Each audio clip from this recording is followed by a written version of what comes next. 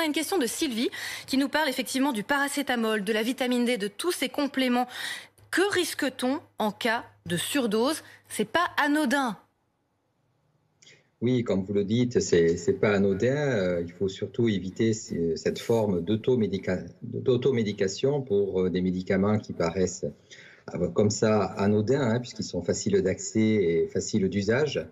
Donc, il ne faut pas effectivement soit se sursuppléer en vitamine D ou prendre du paracétamol en excès sans en parler à son médecin et essayer de suivre bien sûr les recommandations de celui-ci. On a une tendance au surdosage en France?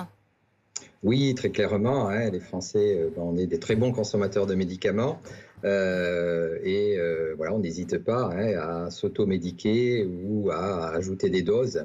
Et souvent, hein, ça se termine, hein, par de ce qu'on appelle en médecine des événements indésirables qui peuvent devenir très graves, hein, et qui souvent sont facteurs d'hospitalisation pour urgence, voire même dans certains cas, hein, dans 10% des cas pour ces événements graves, 10% de décès. On peut mourir en ayant pris trop de paracétamol, c'est déjà arrivé.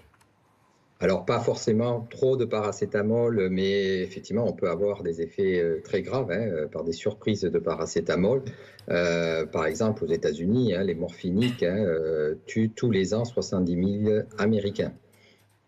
Alors ceux qui prennent le plus de médicaments, souvent ce sont les plus âgés qui en ont davantage besoin. Et ça inquiète leur entourage. C'est Franzette qui nous dit: ma mère de 92 ans perd la mémoire.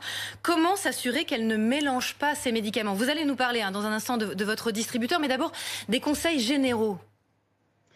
Les conseils généraux, c'est bien sûr essayer de suivre rigoureusement la prescription, déclarer à son médecin tout ajout de médicaments, voire même, hein, une prise de tisane, une prise d'éléments qui pourraient interagir avec la médication. Personnellement, j'interviens en cancérologie et chimiothérapie et tisane ou produits venant des fleurs ne font pas forcément bon ménage.